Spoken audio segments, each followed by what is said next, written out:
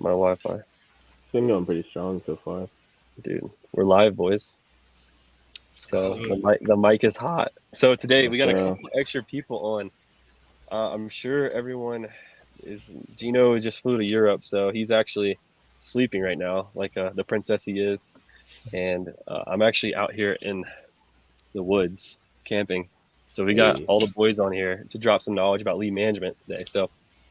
Um, so Gunnar, if you want to just open up with who you are, where you're from, how you got Yeah. involved with us. Yeah. So my name's Gunnar. I'm 21.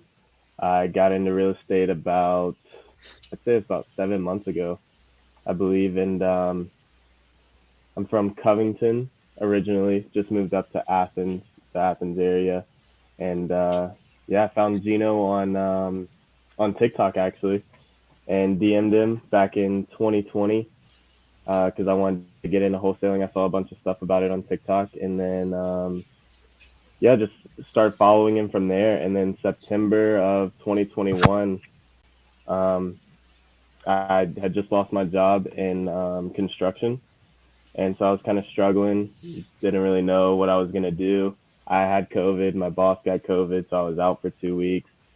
Basically, had like no money, and saw Gino posted he was hiring for a lead manager.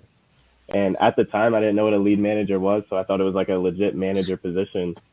And so I was like, screw it, I'm just gonna do it anyway. So I split up and went through the whole interviewing process, and 7 months later, here we are.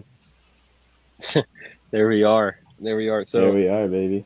I like that. So Gunnar, can you give me a little like so what was your when you came in, like what even made you want to sign up with us and like sign up, I mean like start working with us? Like what even attracted you to the opportunity? So I followed Gino in January, and just watching him like progress and watching, the whole company grow just from like a social media standpoint. Um, it interests me into joining the team, like being a part of you guys, and you guys got something special. So I knew I wanted to be a part of it eventually. Yeah, I appreciate that. I think that's a good thing right there is for people listening too is like if you're trying to attract good talent, like you also got to be someone who would be worthy of following, and being involved with. Not that Gunners like are sheep Right. or anything, but you wouldn't have No, but gotten like and you right, wouldn't have but joined like up if we were like some bums. all throughout summer. So like I was doing construction all throughout summer, and I had known about wholesaling and all of that. And I was even so my boss that I worked with in construction, he did stuff with like real estate agents and stuff like that. So he knew about real estate and everything. So I asked him about wholesaling, and I was like, oh, why don't we start a business and all of that? But like we never really went for it. But like as we were driving, I was just like looking at houses and everything. So like I always knew I wanted to do something in real estate. And then I actually had an agent reach out to me, and he was like, "Have you ever thought about becoming a licensed agent?" And I was like, "No, not really." Started asking about wholesaling, and he was like, "Oh, I don't dabble with that." But I went through the whole process because he made it seem like it was such a great thing to become an agent. So I went through the whole process, paid for the course, got all the way up to getting my license, and then I hit you guys up. So I started working for you and never even took the test. I remember we talked about that, and you're like, "Does this even mean anything?" I was like, "No," but yeah. So that's pretty sweet. So also, real quick, we're gonna go through Ryan and Jordan's story too, how they found us. And the reason why this is important for everyone listening, right, is because you're probably looking for a lead manager or someone who's got some good talent to bring onto your team as well. And right, and these three guys are all crushing the game. And I would put them up against anyone in the industry as far as how good they are on the phones and doing the lead management position. Like these guys make it so easy to close deals because they just lay them up. Like it's like a easy alley oop, right? So Hey, Ryan, how'd appreciate you get that. involved too? Yeah, so I have a pretty interesting story myself in terms of how I got started here. But the short version of the story was that I actually launched a wholesaling operation myself effectively last summer. Was doing a lot of educating prior to that, just figuring out how to get deals, how to close deals, and everything in between. And just through kind of being a part of that, social media wholesaling algorithm, I came across, I can't remember if it was Gino or Chandler at first, started following you guys, and y'all were two of the people that I looked up to the most because I saw a couple of dudes roughly my age that were absolutely crushing it, and that's what gave me hope. That this industry is legit, and it can be extremely lucrative. So establish a relationship with you guys when I was still full steam in my own business, and just after going for a few months longer, things weren't really starting to go my way. I broke ways with a guy that I was working with, and basically was just looking to be a part of something a little bit bigger, something a little bit more established, while I was still learning the ropes and figuring everything out. One of the things that I learned about myself is that, I really like to surround myself with people like me, who have the same mindset in terms of, their goals, just being very goal oriented and always kind of thinking about their future, which was something that was absent. Before I joined you guys, I was a one-man show, operating completely independently. And I don't think y'all have this business anymore, but I actually used y'all's Premier Lead Gen service for a while as my cold calling team. And just got to a point again where, I was looking for something a little bit bigger, a little bit more established, wanted to surround myself with the right people, and just reached out to Chandler and Gino. And I just said, hey guys, would love to, I don't know if you guys are hiring or whatever, but, I think I could add a lot of value to y'all's team. If y'all ever, want to bring somebody on, let me know. And, got right back to me, filled out the job application, did the interviews, and here we are. Just wrapped up my 4th month with the business, and so far, man, it's going great. Really enjoying it. Absolutely love this team, and super excited, for our future. Yeah, it's actually funny you bring that up. I remember when we talked on the phone, I was actually driving to the airport, and my buddy had, this story doesn't add any value to anything, but it's just kind of comical. So we just got back from like a trip to the beach or something, and my buddy had parked my car in the airport parking where it was like $16 a day or like $25 a day. So I think we were talking, and I had to pay like $500 to get my car out of the short-term parking. And I was like, bro, like really? I think I actually told you about it if I'm not wrong. But anyways, yeah. But I remember we were, I remember we were boys right off the bat. So I'm glad you hit us up. So for sure. But Jordan, what about you? Yeah, so kind of touched on this a little bit on the last podcast I was on. So basically I had found Gino basically on an airplane randomly. Long story short, both of our girlfriends had known, both went to the same sorority, same college, knew, a lot of the same mutual people. And kind of from there, I remember Melanie was telling my girl kind of what he did, and I'd never heard anything about wholesaling. Wasn't really that familiar with anything in real estate besides, the traditional realtor route and things like that. So I remember she had told me about wholesaling, that he had his own business and was doing well. And, I go back to Orlando, was just kind of browsing on YouTube, and I had ran into, I think it's like Tony the Closer, one of his YouTube videos. And he was saying about wholesaling, how you can start without any credit, any money or anything like that. So that attracted to me. And that's something, I found, that I wanted to do myself. And long story short, I had reached out to Gino that night, and it was like, hey, I just kind of found out a little bit more about wholesaling. I want to know a little bit more about it. And I was in Orlando at the time, finishing up my graduate year at UCF. And he was passing through Orlando, and we had grabbed dinner, and we just started chopping it up. Was kind of started to do my own wholesaling. Wasn't too successful with it, and saw he had an opening, and we established a good relationship just from the jump, and just kind of where it landed me now. I think I'm about 10 months into the company. 10 months, been with you all, and it's been a great experience. Great culture. I've always been in a team atmosphere, so this is kind of where I thrive, and it's been great. Yeah, I like that. I think that's the craziest story is that you guys met randomly on an airplane. Yeah. Like, what insane kind of world do we God's live in? plan right there, man. I'll That's tell you right. that. That's right. But another big thing too is like if you're looking for the right person, like, and we're doing this right now, dude, like everyone I talk to, I tell them like who I'm looking for, who we're looking to hire. And then you start to get high quality referrals and leads that come in. So sure, we got lucky with, Jordan and like, Ryan finding us and Gunnar finding us on social media, but we talked about it and people saw it and people were able to go and see, oh, well, this is something I could get involved in. Right. And you got to give them an opening to actually get involved in it. And it's, once you put it out there in the world, it's going to happen. So it's one of the small things that you can do. But yeah, so Jordan, when you joined, you were like you were the first American lead manager we ever hired. We had nothing but VAs before that. So like, Yeah, how's the transition been from having a team full of guys in South America to now we have a team full of people stateside?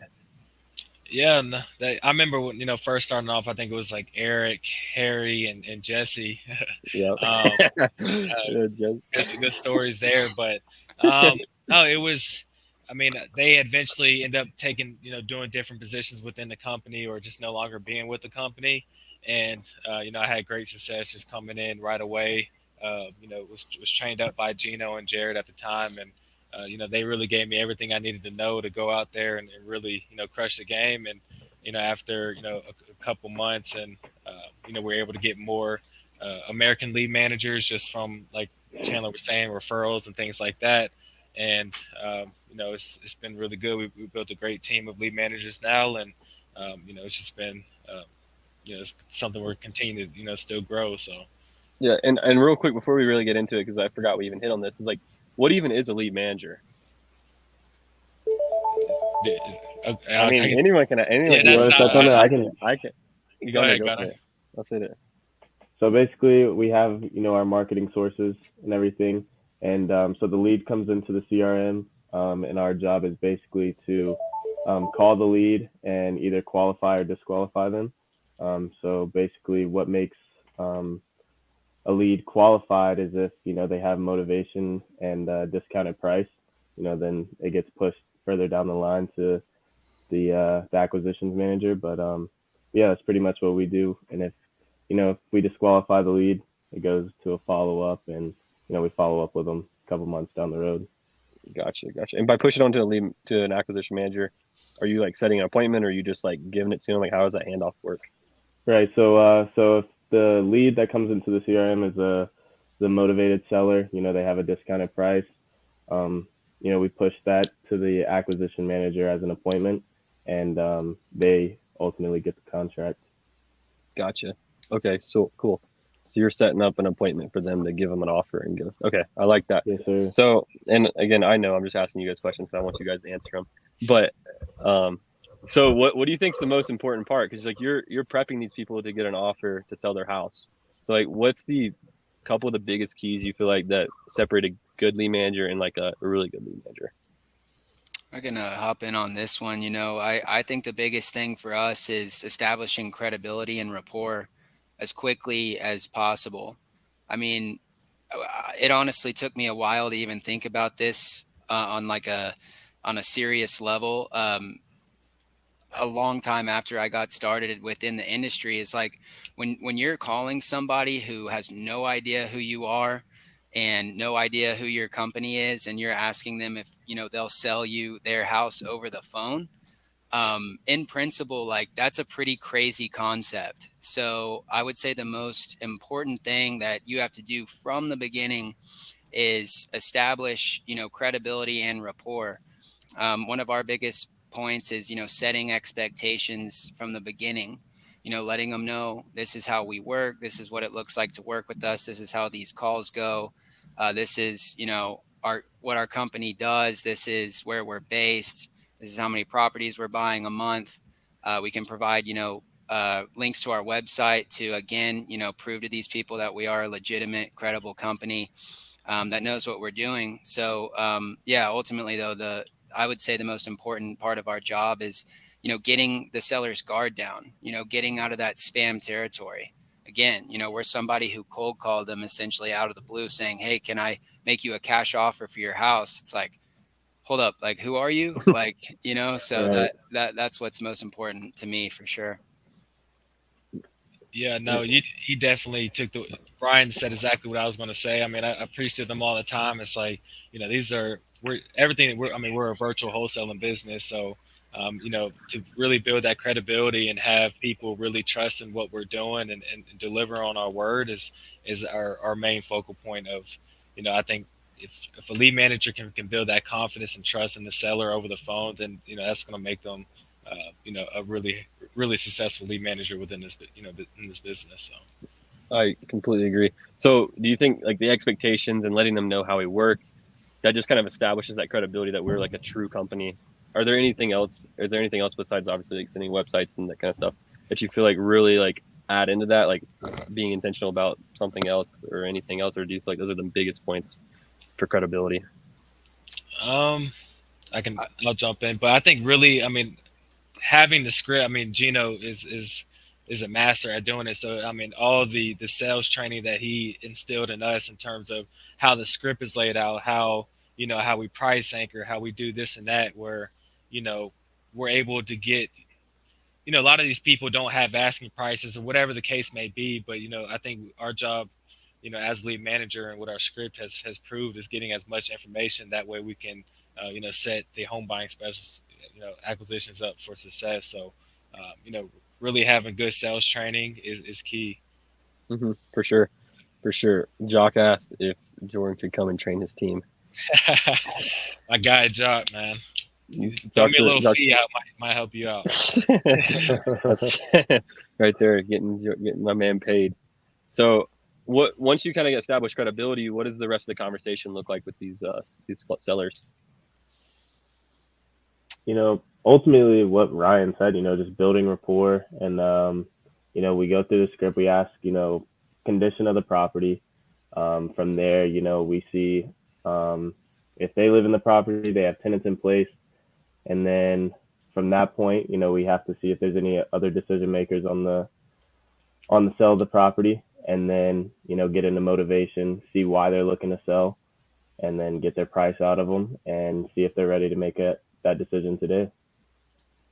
Gotcha. And so you have the conversation with the seller, obviously through a lot of rapport, and if they meet the the criteria for an appointment, what exactly you hit the appointment criteria a little bit earlier. Can you re-clarify what that is for us to set an appointment for the acquisition rep to give an offer? So basically it's so our biggest thing is motivation. If the seller has motivation to sell, that's the number one indicator to push it to the acquisitions manager. But another big thing is a discounted price. So you want to make sure it's a discounted price because you don't want to push a property that's worth 300,000. They're asking 400,000 for their property to an acquisitions manager. That just wouldn't be smart. But yeah, just make sure it's a discounted price. Make sure they have motivation and they're ready to make that yes or no decision. Yeah. Is there like any criteria on a discounted price, or is it just like market value or below? Like, how do you guys look at that? So we run comps and make sure that comps in the area support, our kind of like we throw out an anchor offer, kind of like what Jordan said. So we'll throw out an anchor that's like super, super below. Could you give an example of the anchor offer after this? Just keep going though. What do you mean? Like do it, like role play it. Yeah, like role play it. You gonna hop on a live role play? Let's do it. Got to. But yeah, so basically, we can just jump right into that. If a seller's asking, Zillow value is 300,000, and they want, I wouldn't go lower than 250. We'll throw out an anchor offer of like 120 to 150, and it's way too low. They're gonna say no, but then it'll set, oh well, I wouldn't take anything less than 200, and then that's how their bottom line's 200, and then from there you can push that to the acquisition. Yeah, for sure.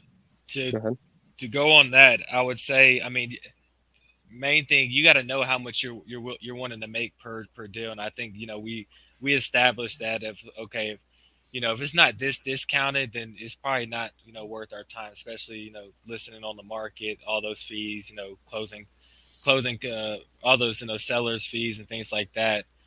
So I think establishing how much you want to make and then really backtracking, okay, how much do we need to get this property for? So yeah, that's kind of what I had to add in there. Yeah, for sure. So yeah, just have a basic idea of like, you don't want to only take appointments that are like, at your MAO for your offer price, but because if they have motivation, they come off their price when you anchor them. If they come off, $20,000, like Gunnar just said, like, 120, 150, and they come down from 250 to 230 or 220, then they probably can come down a little bit more on the offer call. So you don't want you would definitely want to set that up as well, just like they're saying. So like, what would your advice or recommendation?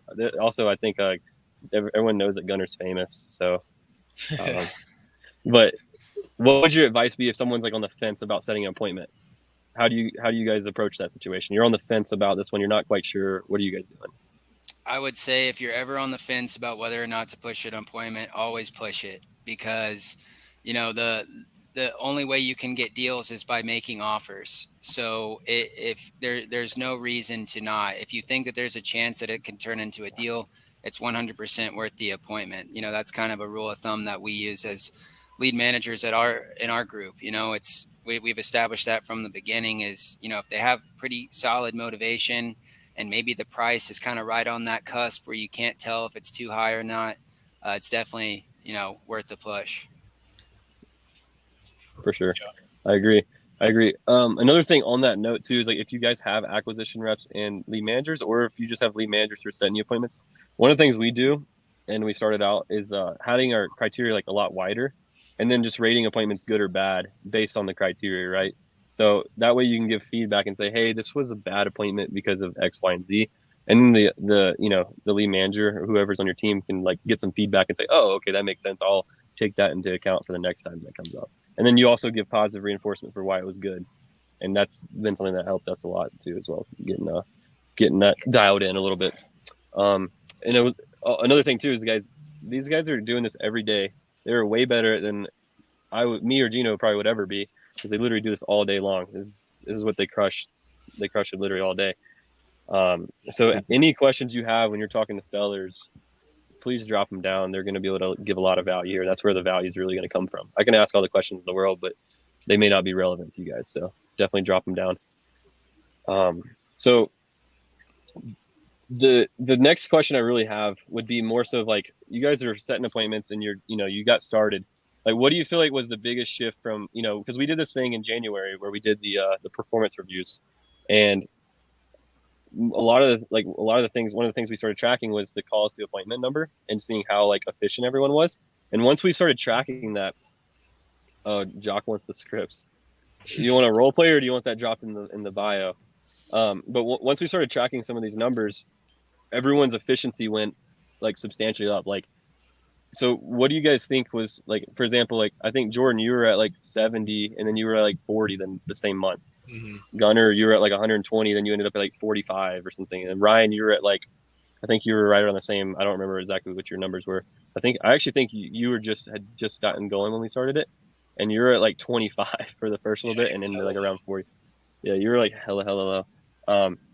So what do you guys think were some of the big things for each of y'all that really pushed you to, get 2 or 3 times as good just in 1 month? I think for the most part was just being more efficient of where to look in the CRM. Obviously, the new leads are the hottest leads that you want to be, staying on top of at all times. But really, if they're in working 30 days plus, which we got a new technique for it now, not to waste our time, but if they're in working leads and we haven't got in touch with them for over a month, they're probably still not going to pick up the phone when we call them. So I mean, now we have switched over to a smartphone dialer where we can run through those leads a lot faster and not spend time, calling these leads that, they're not picking up, time after time. So I think really focusing where in the CRM are your hot leads, and, focusing on some of those cold follow-ups that haven't been, talked to in a while. Yeah. What are an example of some of those hot leads that you have in the system? Like, how do you find those? Yeah, so I kind of had touched on it a little bit in the last podcast, but I know within Salesforce Left Main is what we're using. You can go in a search bar and say, all your cold follow-up leads. I think we got over, I don't even know, Chandler, you might know more. It's like probably like 13,000. Yeah, I don't know. I was thinking a around lot. that. Yeah, so you would go into the CRM, and whether it's working leads or cold follow-ups, you can hit the little search bar up top, up on the top right, and you can search for tire landlords, inherited property, probate. And I mean, this goes back to making sure your lead managers are taking detailed notes once they're on the phone with these sellers. That way you can find them later down the line once you're searching for these those keywords, motivational words. Yeah, for sure. I like that. So we got a couple questions here. So Kel mentioned the MLS. Do you list most of your wholesale deals? Yes, they all go on the MLS. Kobe, this is a question for Ryan. Okay, let's answer that one in a second. We'll answer that one in a second, Kobe. We just integrated two and decided to move two of our cold callers up to the Smart Find Dialer. Yep, that's really good. That will get you a lot more calls out, and you'll be able to talk to a lot more people. The other thing Jock said is basically calling them follow-up specialists. Yes and no, because if you're like familiar with, and again, this is for everyone, if you're familiar with Tiffany High, the way they call a follow-up specialist, pretty much the script and the call process is just like, hey, are you interested in selling? Oh, okay, you are. Well, then let me live transfer you over to my acquisition manager. And then the acquisition manager goes and does a process call, which is basically qualifying to determine if they deserve an appointment or not. And what we do is all of our lead managers, they do the process call as well. And at the same time, they would do like the follow-up call. So if someone's interested in calling, like you say, hey, you're interested in selling your property, blah, blah, blah, blah, whatever. They say, yes. Okay, great. Then we go through the entire process, qualify them. Then we set them straight up to an appointment. There's no like acquisition manager coming in. So that's the only difference there, Jock, just to be completely transparent. And there's no right or wrong. It's just the way that we do it versus the way that they do it. So we decided to do it that way just because that's what our process was. You guys have anything to add to that? I don't know. No, I'm good there. All right. So Kobe asks, what was the downfall of your wholesale business? If you don't mind sharing. No, I don't mind sharing at all. So to make the long story very, very short, I never imagined myself starting my own business at any point in my life. So I graduated in the class of 2020 and had a couple of job opportunities at commercial real estate firms fall through the cracks. So I went a long time, doing everything I could to find work, and I just wasn't getting any kind of traction anywhere. And that's how I ended up starting my own business. But to answer your question in terms of my downfall, I just got a little bit too greedy. I didn't know I was being greedy at the time, but I got off to a really strong start. So my first month doing wholesaling, effectively, aside from all the time I spent, training myself and getting all my ducks in a row to actually run a wholesaling business, within that first month, I had closed on 2 different deals. And I had a good bit of money in my pocket, and I was like, holy shit, I've got it all figured out. This is awesome. And I was like, okay, well, if I spent, X in marketing that yielded Y in profit, if I spend double the amount of money I did on my marketing, I can expect, 2X the amount of profit. And long story short, that didn't happen. I just got too ahead of myself. I started spending money on things that I shouldn't have, and I just didn't fully understand the concept of delayed gratification. And I didn't take into account that not every month is you're not going to be on fire, every single month, especially when you're just getting started.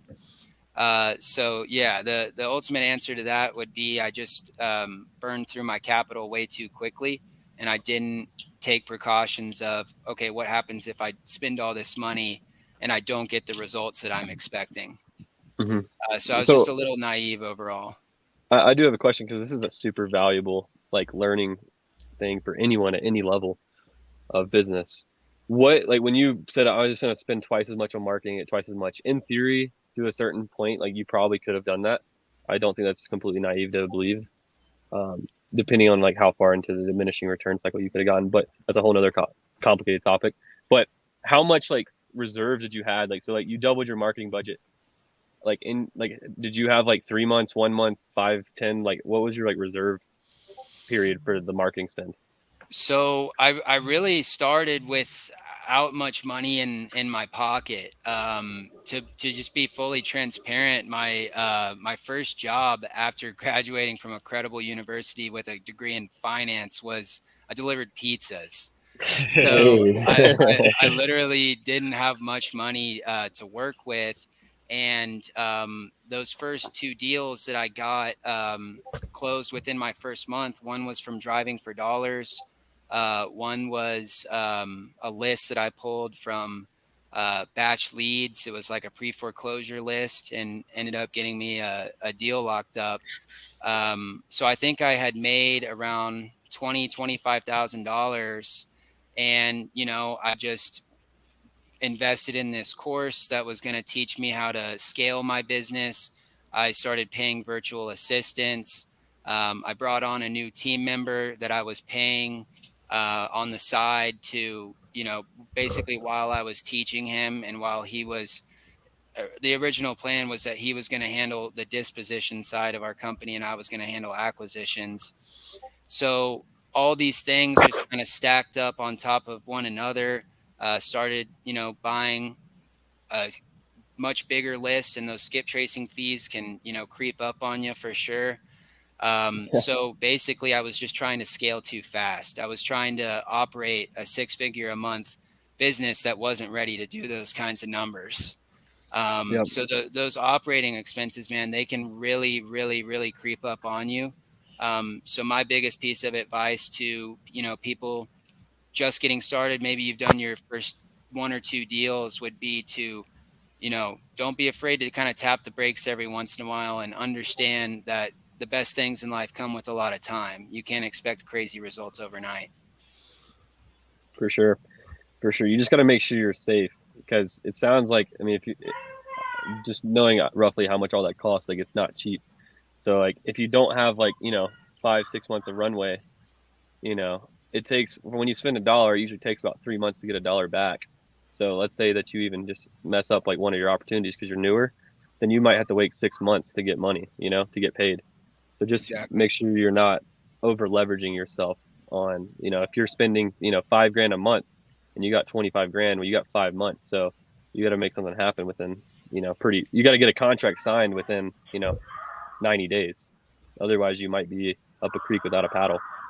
Exactly. And you don't want to be in that position. So I appreciate you sharing that, Ryan. That's super valuable for anyone, I'm sure, in most scenarios. So no doubt. So guys, keep asking your lead management questions. Anything you're having trouble with, just make sure you ask, because these guys are here to do it.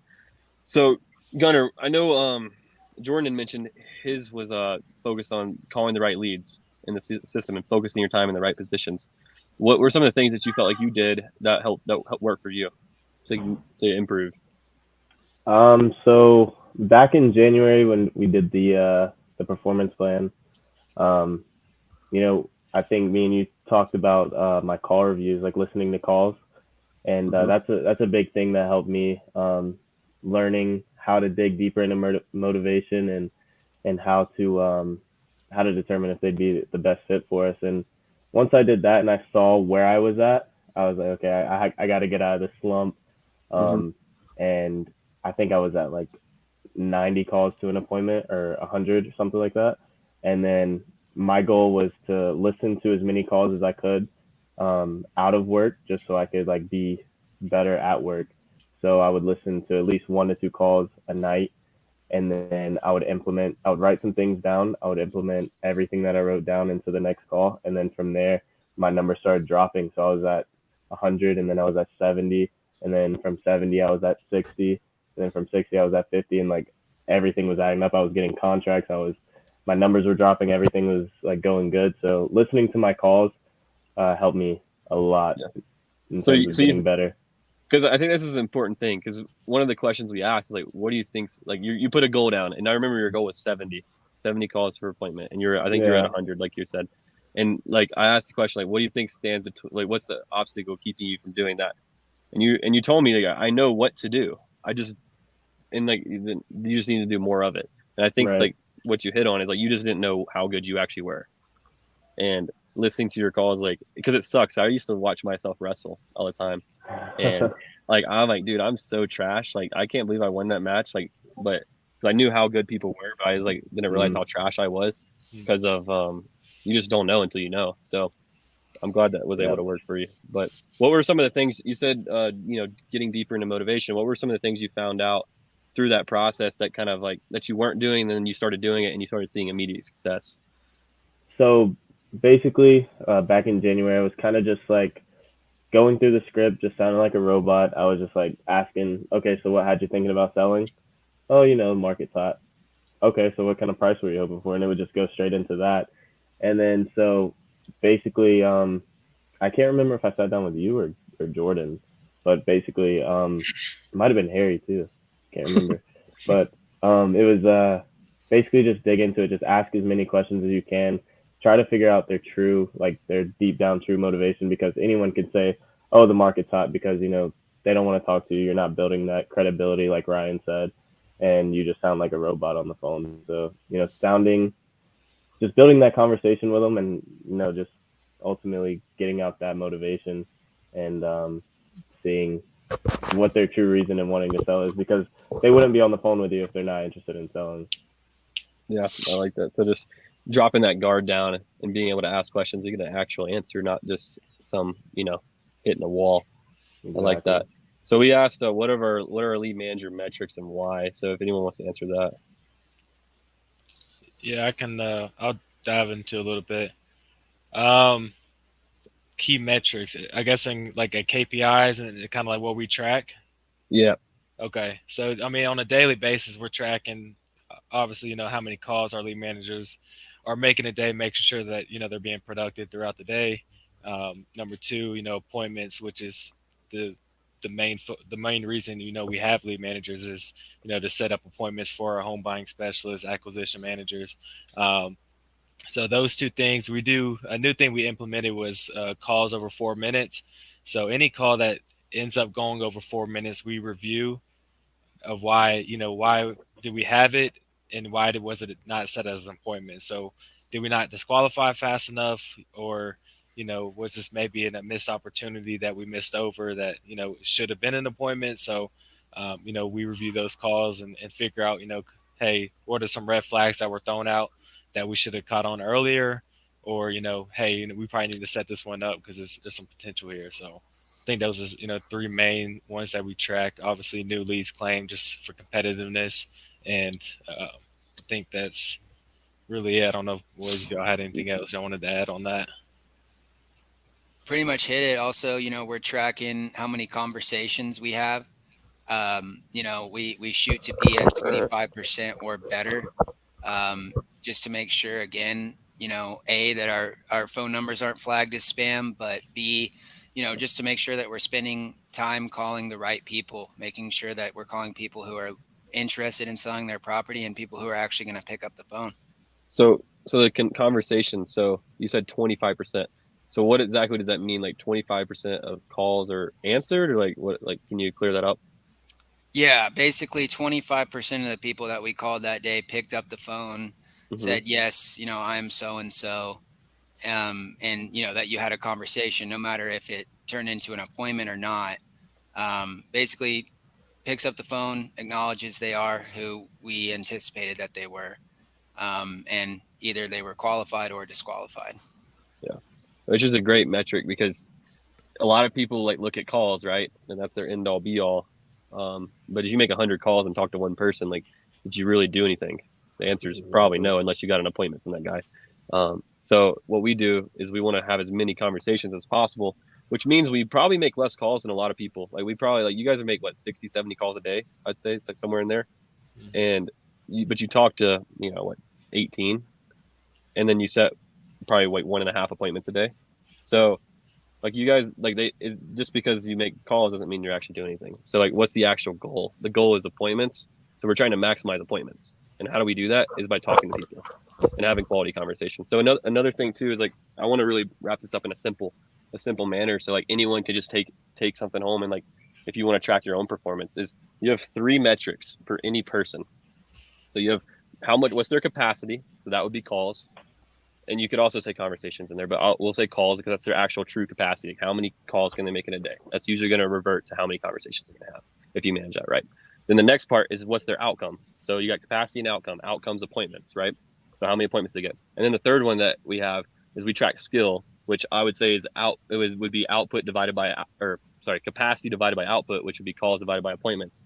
So then you'd have your calls per appointment number. And what that number tells you is actually how good are you when you talk to someone, right? So if your calls to appointment's 20 and mine's 80, then you could say that you're 4 times as good of a lead manager as me because you either manage your phone numbers or call the right people more often. You have more quality conversations, or you just know what an appointment is better, right? So you're better than me 4 times. You're 4 times more effective. So if you can get that metric down and keep your capacity up, then your output's going to be just massive, right? So just to wrap it up in a bow tie, that would be my simple advice. But what they said is everything is like to the T perfect. And yeah, I mean, that's all the stuff you want to be tracking. So, but that's for any person is what we track. So hopefully that answers that question. Pure Home Solutions. What do you do with leads that are asking for too much or are not interested in an offer anymore in regards to follow-up?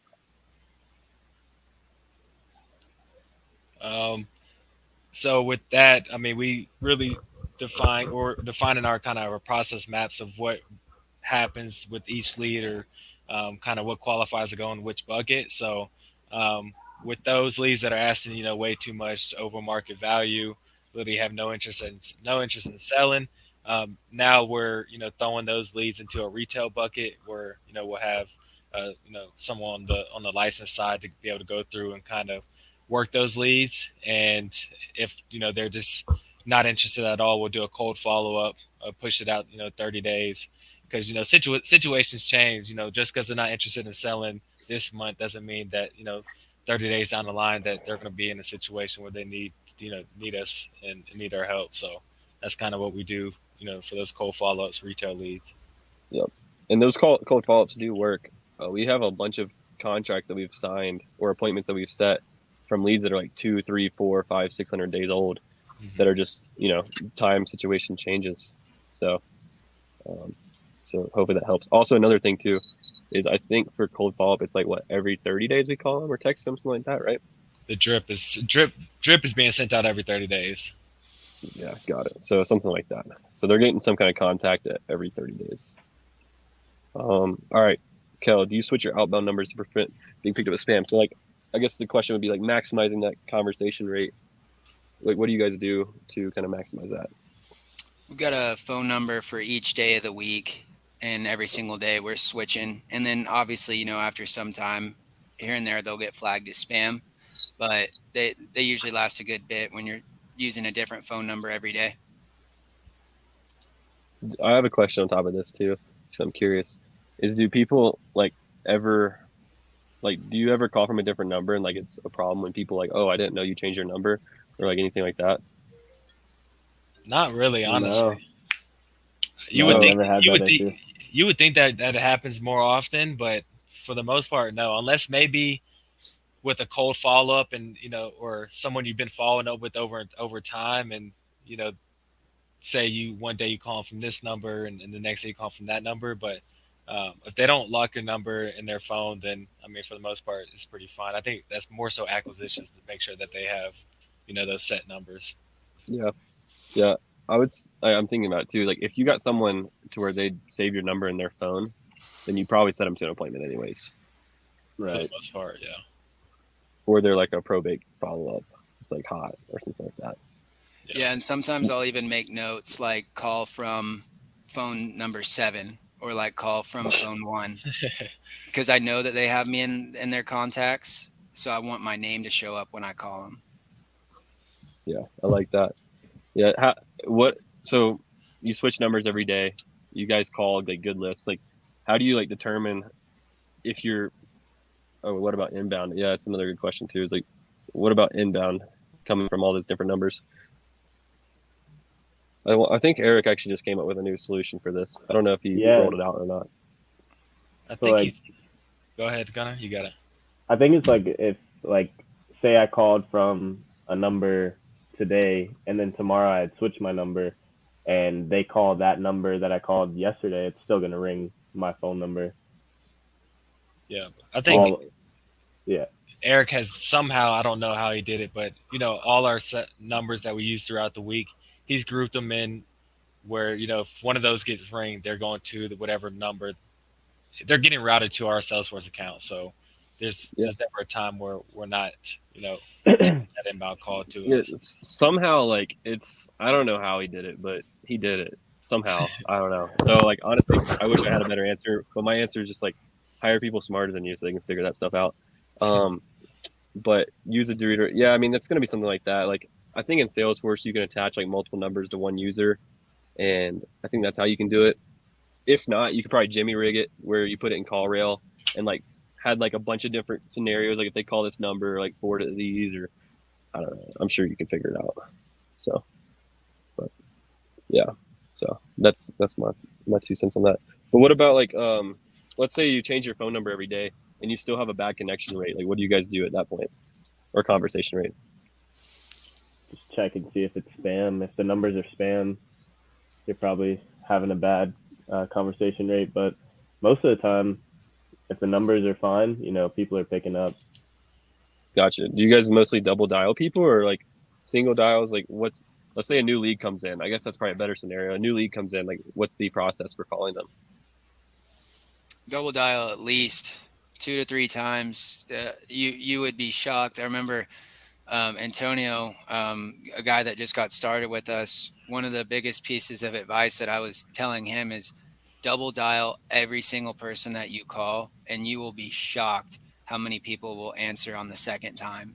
Because I guess it just kind of puts them in that mindset of, oh man, this person called me back to back. This must be important. So I would say double dial everybody. I can imagine picking up and hearing Gunnar, "Hey Chandler, you looking to sell your house?" Like, damn, I thought this was like my doctor calling me. Right, something important. No, but a prime example today was I set this appointment like last week, and he ghosted everyone. I double dialed him yesterday and today, and he called me back, and I'm assuming he didn't know what the number was, but he called me back and told him that asked him if he was interested in selling his property, and he still was interested, so I got it set up again. And prime example of that, double dialed him yesterday and today, and ended up calling me back and got that set up again. Double dialed off different phone numbers each day, right? Exactly. Yeah. It gets deep in here. So we got another question. How many unanswered calls before you put a lead into a drip sequence? If we don't get a hold of them within the first, let's say when the new lead comes in. Yeah. So once the new lead comes in, we'll double dial, triple dial it at times. And if they don't pick up, then we'll put it on a drip. And if they do pick up the phone call and, they're not interested or whatever, we're going to push them out, and then we're going to put a cold drip on them. That way, we have some form of contact with them within the next 30 days. But, they should, all your leads in your CRM should pretty much be on a drip. Yeah. Everyone should be getting the contact no lead in your system should not get either a text or a call for 30 days or longer. So make sure you can do that. And also there's a whole nother theory that I'm racking around in my brain is not only does it get a contact, not only does it get a point of contact, but how many times do we actually connect with that person, right? Do we get a response or an answer? And you could say in your system, you'll never fully maximize it, because there's no way that you're going to be able to talk to every single seller in your system every 30 days. There's just no way. So you pretty much have unlimited, if you have over 5,000 leads that are active in your system, you pretty much have unlimited data. You can call people and get leads out of there, and get appointments out of there all the time. So I know 5,000 is kind of a lot, but yeah. So go here. If a seller says give them time to think and follow up later, how long would you give them time before you are following up? I always ask. I say, when would it be appropriate for me to follow up with you? And if they say a month, I'm calling them in 2 weeks. If they say call me in 2 months, I'm calling them in 30 days. Basically cutting it in half, because that's just more time that one of our competitors or somebody else can hop in, catch them at the right time, and we lose that deal to somebody else. Yep. 100%. I'd say also on the front end too, like you'd want to find out like what you did on the front side that makes them want to think. Because if it's something as simple as like they have to move their stuff, you can overcome that objection and still set the appointment. So make sure you don't just let them come in and say, oh, I need to think about it. You want to ask basically what do they have to think about. You're not going to say not as direct as that, but you're going to want to ask them something like that. Figure out what's the objection, how you can overcome it, and then if you can still set the appointment or give them an offer, right? So don't just cave too easy, but definitely that's the right question to ask them back end.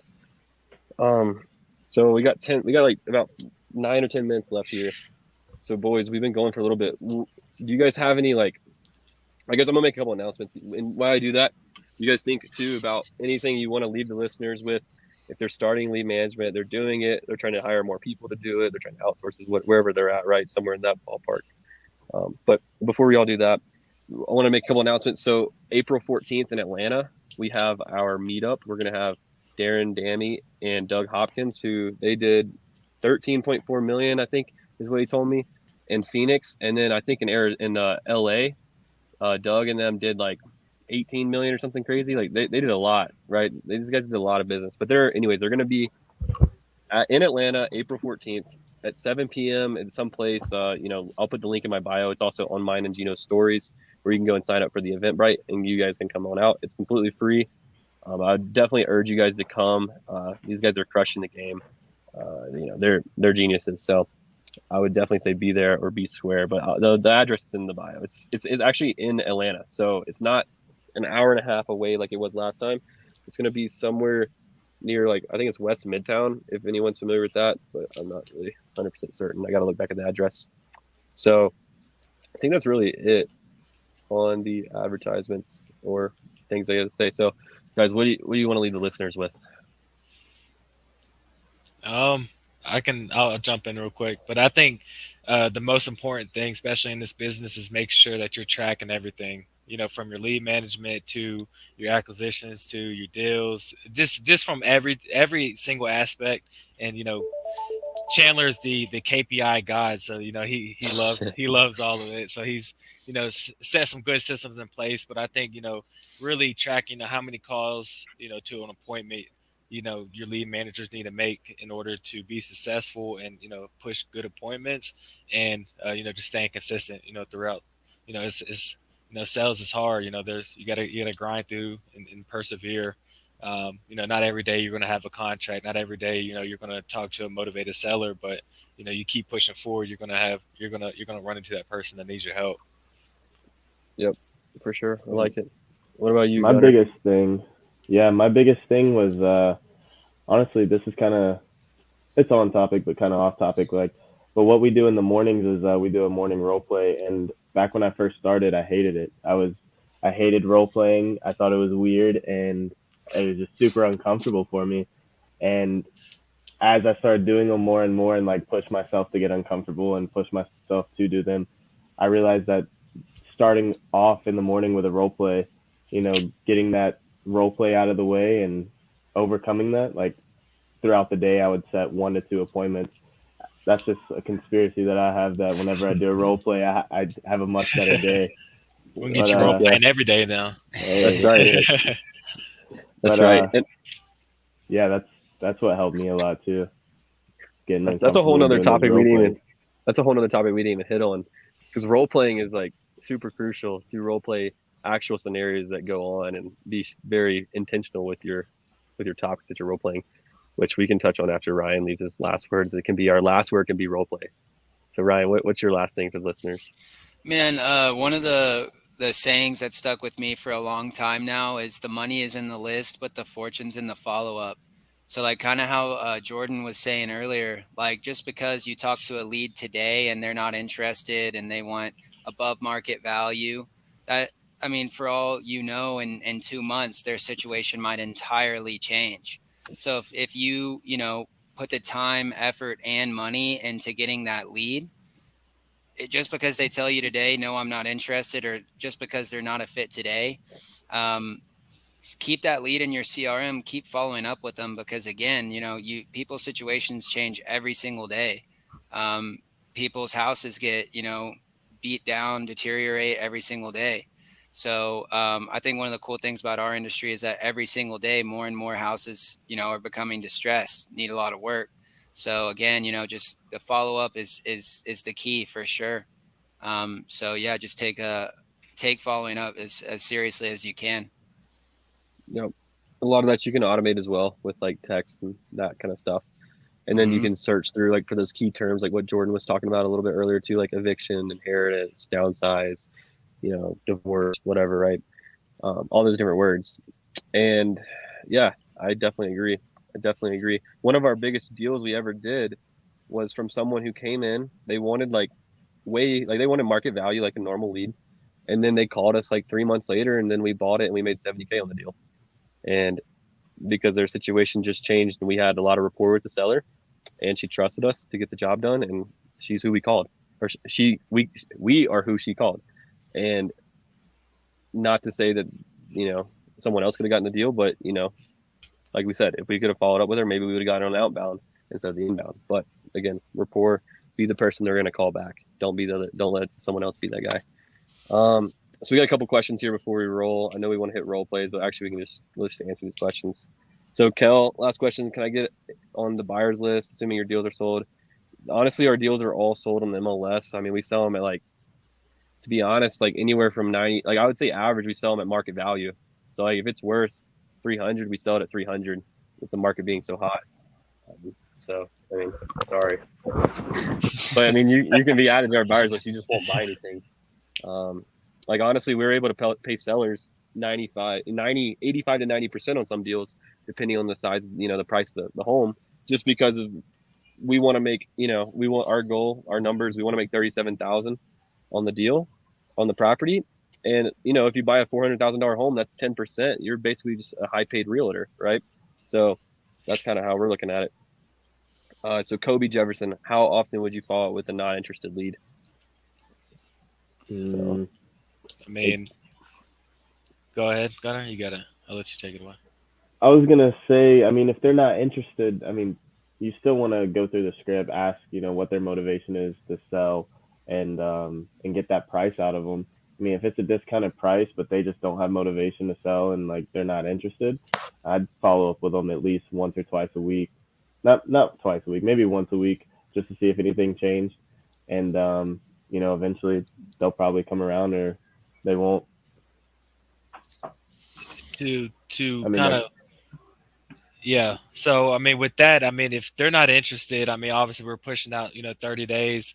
I mean, I would keep that lead in your system for a year to 2 years, depending on if they're telling you, hey, no, I'm not interested, or very hostile with you 3 times in a row for 90 days, and maybe unqualified and get rid of that lead. But for the most part, I mean, you're paying money for this lead, so I would try to keep them in your CRM as long as possible before there's a reason for them not to be no longer in your list, do not call list or whatever.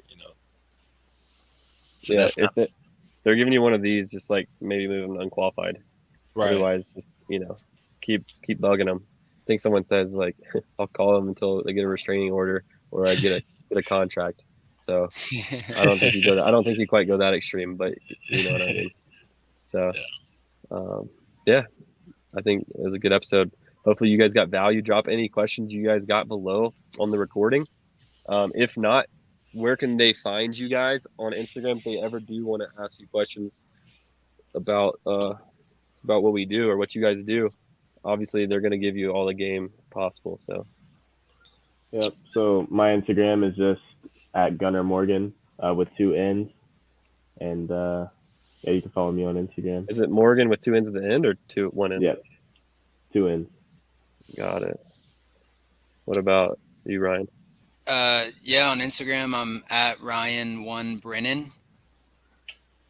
Y'all feel free to DM me, hit me up anytime. I'm more than happy to, add value where I can.